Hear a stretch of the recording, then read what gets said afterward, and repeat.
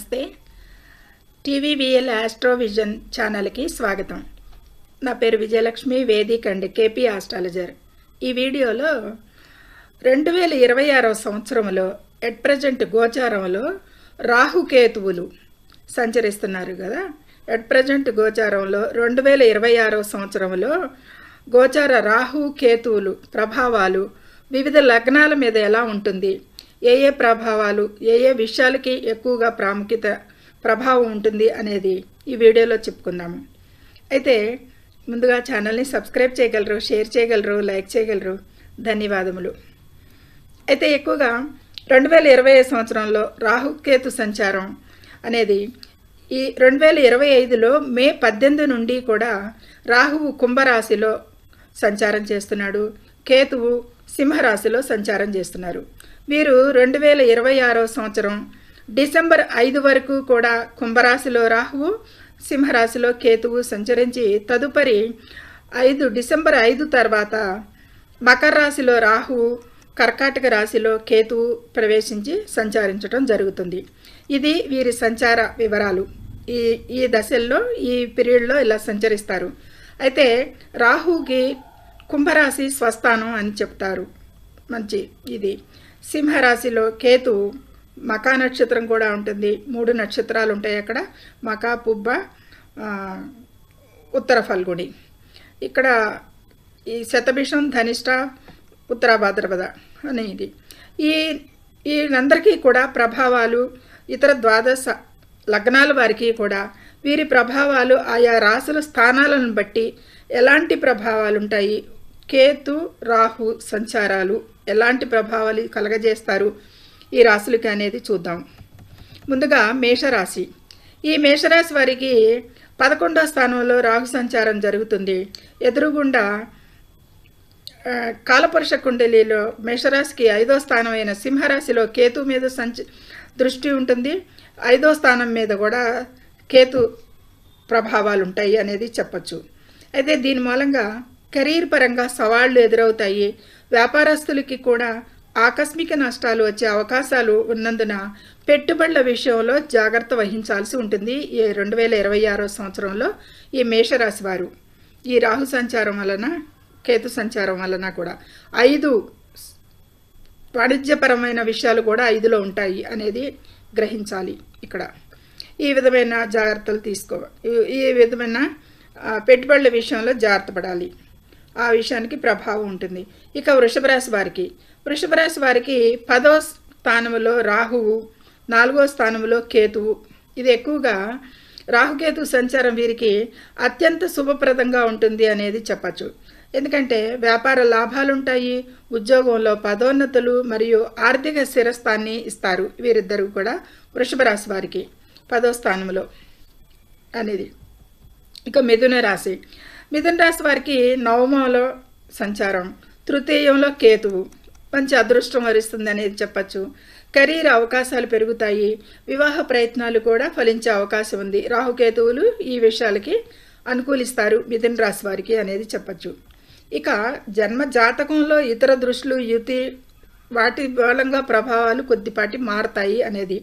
మొత్తానికైతే కూలంకటంగా చెప్పాలి అంటే కనుక ఈ అసలైన ప్రభావాలు ఇవైతే ఆ రాశుల వారికి వీరి మూలంగా కలుగుతాయి అనేది చెప్పటం. కర్కాటక రాశి వారికి 8మంలో రాహువు, ద్వితీయంలో కేతువు. అయితే వీరికి 8మం అంటే ఆకస్మిక విషయాలు, ఇక ఆరోగ్య సమస్యల విషయాలు ఇవి కూడా చోటు చేసుకునే అవకాశం ఉంటుంది. ప్రత్యేక శ్రద్ధ అవసరం ఈ విషయాల్లో. ఆకస్మిక సంఘటనలు జరిగే అవకాశం ఉంటుంది. ఆరోగ్య సమస్యలు కూడా, ఇక ఆర్థిక విషయాల్లో అప్ అండ్ డౌన్స్ ఉంటాయి అనేది చెప్పచ్చు. ఇక సింహరాశిని అనుసరించి 7మంలో రాహువు, రాశిలో కేతువు సంచారం ఉండటం వల్ల వీరికి ఎక్కువగా ఆధ్యాత్మిక చింతన పెరుగుతుంది. భాగస్వామ్య వ్యాపారాలలో ఒడిదుడుకులు ఉంటాయి, అప్ అండ్ డౌన్స్ ఉంటాయి, కొద్దిపాటి ఇబ్బందులకి కలగజేస్తాయి అనేది చెప్పడం జరుగుతుంది. ఇక రాశిలోనే కేతు సంచారానికి కొద్దిపాటి ఆధ్యాత్మిక చింతన పెరుగుతుంది, అలాగే కొద్దిపాటి ఆరోగ్య సమస్యలు కూడా కలిగించే అవకాశం ఉంది. ఇక కన్యారాశి వారికి రాహుకేతువులు ఈ సంచారంలో 26లో పాత సమస్యలు వివాదాలు ఏమైనా ఉంటే కనుక అవన్నీ కూడా తిరిగి వచ్చే అవకాశం ఉంటుంది ఈ కన్యారాశి వారికి.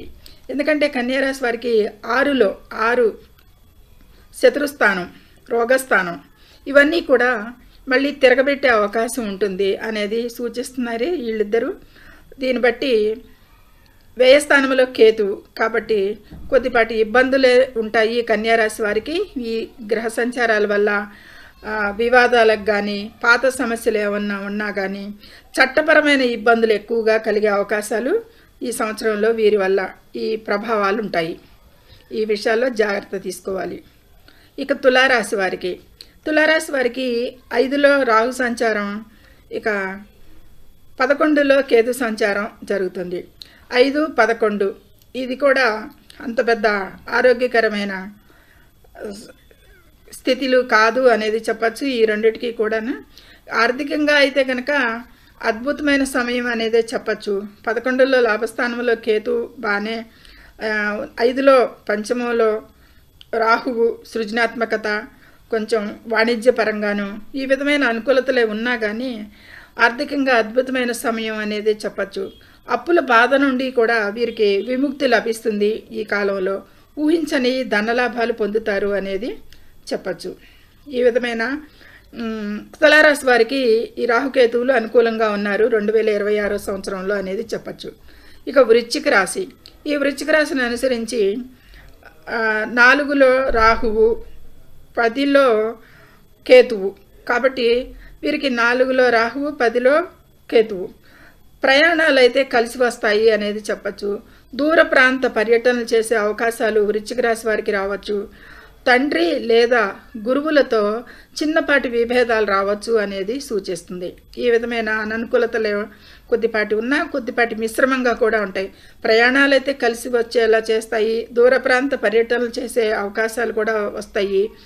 తండ్రి లేదా గురువుతో పాటు చిన్నపాటి విభేదాలు కలిగేదానికి అవకాశం ఉంటుంది అనేది చెప్పచ్చు. ఇక ధనుసు రాశి, ఈ ధనుసు రాశిని అనుసరించి 3లో రాహువు, ఇక 9లో కేతువు అనేది సంచారం. అయితే రాహుకేతుల సంచారాల వల్ల వీరికి ధనుసు రాశి వారికి విశేష లాభాలు చేకూరుస్తుంది అనేది చెప్పచ్చు. 2026లో ప్రభుత్వ ఉద్యోగులకి ముఖ్యంగా శుభవార్తలు అందుకుంటారు అనేది చెప్పచ్చు. ఆర్థిక స్థితి కూడా వీరికి చాలా మెరుగవుతుంది, డెవలప్ అవుతారు వీరు అనేది కూడా చెప్పచ్చు. ఈ ధనుసు రాశి వారికి 2026లో రాహుకేతుల వల్ల మంచి ప్రయోజనాలు ఉంటాయి అనేది చెప్పచ్చు. ఇక మకర రాశి, ఈ మకర రాశిని అనుసరించి 2లో రాహువు, 8లో కేతువు.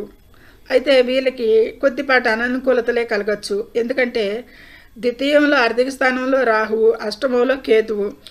మానసిక అస్థిరత అనేది కలుగుతుంది. కొద్దిపాటి ఎక్కువగా ఈ మానసిక అశాంతికి, మానసిక అస్థిరతకి, కొత్త పనులు చేయడానికి అయితే కొద్దిపాటి సమయం అయితే దొరుకుతుంది వీరికి అని చెప్పచ్చు. అయితే భాగస్వామితో విభేదాలు సూచనలు ఉన్నాయి అనేది కూడా సూచిస్తుంది. ఈ 3 విషయాల్లో ప్రభావం ఎక్కువగా ఉంటుంది మకర రాశి వారికి. ఆలోచనలో అస్థిరత కల్పిస్తుంది కాబట్టి ధ్యానం, యోగా చేయండి, ఆలోచించి నిర్ణయాలు తీసుకోండి. కొత్త పనులు చేయడానికైతే సమయం, అవకాశాలు ఎక్కువగా వస్తాయి. 2026 సంవత్సరంలో భాగస్వామితో కూడా విభేదాలు వచ్చే అవకాశాలు ఉంటాయి అనేది కూడా సూచిస్తుంది. ఈ విధమైన అననుకూలతలు ఉంటాయి ఈ మకర రాశి వారికి ఈ రాహుకేతు వల్ల. ఇక కుంభరాశి, కుంభరాశిలోనే రాహు సంచారం, 7లో కేతు సంచారం జరుగుతాం వల్ల వీరికి రాహువు మీ రాశిలోనే ఉండటం వల్ల ఏమవుతుందంటే వీరికి కుంభరాశికి స్వస్థానం, కుంభరాశి రాహుకి రాశిలోనే రాహు ఉండటం వల్ల వీరికి ఈ సంవత్సరం అంతా కూడా ఆత్మవిశ్వాసం మెండుగా ఉంటుంది, పెరుగుతుంది. ఏదైనా నేను చేసేయగలను, ఏదైనా నేను చెందేయగలను అనే ఆత్మవిశ్వాసాన్ని ఈ రాశ్యాధిపతులకి పెంచుతాడు రాహు అనేది కలుగుతుంది. కాబట్టి ఒక్కొక్కసారి అతిక్రమించే అవకాశాలు కూడా ఉంటాయి కాబట్టి దాన్ని కొంచెం కంట్రోల్గా ఉంచుకోవాల్సిన అవసరం ఉంటుంది. ఇక శత్రువులపై అయితే విజయం సాధిస్తారు అనేది చెప్పచ్చు. ఈ విధమైన అనుకూలతలే ఉంటాయి కుంభరాశి వారికి రాహుకేతువుల సంచారం వలన అనేది చెప్పచ్చు. ఇక చివరిగా మీనరాశి, ఈ మీనరాశి వారికి వ్యయస్థానంలోనేమో రాహు సంచారం, 6వ స్థానంలోనేమో కేతు సంచారం జరుగుతుంది. 6వ స్థానంలో కేతువు ఈ మీనరాశి వారికి అనుగ్రహంతో అద్భుత ఫలితాలు ఇచ్చే అవకాశం ఉంటుంది. మీనరాశి వారికి ఈ కేతు సంచారం డిసెంబర్ 5 వరకు కూడా ఈ మీనరాశి వారికి ఆదాయం వ్యయాలు సంబంధించి ఆదాయం బాగా పెంచుతాడు. ఇక్కడ ఈ మిగతా విషయాలన్నింటిలో కూడా కెరీర్లో విజయాలు కూడా సాధించే అవకాశాలు ఎక్కువగా మెండుగా ఉంటాయి అనేది చెప్పచ్చు. ఈ రాహుకేతువుల వల్ల కేతువు బాగా అనుకూలిస్తాడు ఈ మీనరాశి వారికి ఈ 2026 సంవత్సరంలో అనేది చెప్పచ్చు.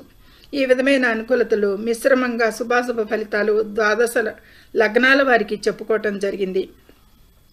ఇక వీరు ఈ సంవత్సరంలో వీరి వల్ల చేసుకోదగ్గ పరిహారాలు దేవతారాధన, అంటే క్లుప్తంగా సాధారణ పరిహారాలే చెప్పడం జరుగుతుంది. రాహుకేతువుల ప్రభావాలు తగ్గించుకోవడానికి ఎక్కువగా అశుభ ప్రభావాలు ఉన్నవారు ఎక్కువగా కూడా పాటించాల్సింది ఎక్కువగా దేవతారాధన. రాహు శాంతి కోసం శివారాధన లేదా దుర్గాదేవి పూజ చేయడం శ్రేయస్కరం. ఎక్కువగా దుర్గాదేవి అధీనంలో ఉంటాడు కాబట్టి ఆ మాతని అనుగ్రహం కోసం దుర్గాదేవి పూజ, ఇంకా కేతువు కోసం గణపతిని ఆరాధించిన ఈ రెండు కూడా మంచి శ్రేయస్కరం. రాహుకేతు ప్రభావాలు తగ్గుతాయి అనేది చెప్పవచ్చు. ఇక మంత్ర పఠనం చేయాలి అంటే కనుక రోజు రాహు కవచం లేదా కేతు అష్టోత్తరం పఠించటం కూడా మానసిక ప్రశాంతత లభిస్తుంది. ఈ రెండింటినీ కూడా ఉచ్చరించటం వలన పఠించటం వలన మంత్రజపం. ఇక దానాలు సర్వసాధారణమైంది, అందరూ చేయగలిగింది, సులువైనది పరిహారం. శనివారం రోజున నల్ల నువ్వులు, మినుములు లేదా నల్లని వస్త్రాలను అవసరం ఉన్న వారికి మాత్రం దానం చేసిన వీరికి ప్రతికూలతలు తగ్గుతాయి అనేది సూచించడం జరుగుతుంది. ఈ దానాలు ఎక్కువగా ప్రాతినిధ్యం వహిస్తాయి, ఎక్కువగా శుభ ఫలితాలు ఇస్తాయి అనేది చెప్పడం జరుగుతుంది. ఇక ధ్యానం మానసిక ప్రశాంతతకి క్రమం తప్పకుండా ధ్యానం చేయడం వల్ల రాహు వల్లే కలిగే మానసిక గందరగోళం నుండి, కేతువు నుండి కూడా రాశిలో అష్టమంలో సంచరించేటప్పుడు కేతువు కొద్దిపాటి అస్థిరత అనేది ఏర్పడుతుంది. రాహు గందరగోళాన్ని చేస్తాడు, ఈయనేమో అస్థిరతను చూపిస్తాడు. కాబట్టి ధ్యానం క్రమం తప్పకుండా చేయడం వల్ల కూడా ఈ రెండు గ్రహాలు మనకి అనుకూలిస్తాయి అనేది చెప్పడం జరుగుతుంది. ఇది క్లుప్తంగా రాహుకేతువులు ద్వాదశ లగ్నాల వారికి ఇచ్చే శుభాశుభ ఫలితాలు, వారు చేసుకోదగ్గ ఆరాధన, ధ్యానం, మంత్ర జపముల గురించి సర్వసాధారణంగా చెప్పడం జరిగింది. నచ్చితే లైక్ చేయండి, షేర్ చేయండి, కామెంట్ చేయండి, సబ్స్క్రైబ్ చేయండి. సర్వే జనం సుఖినో భవంతు. శుభం.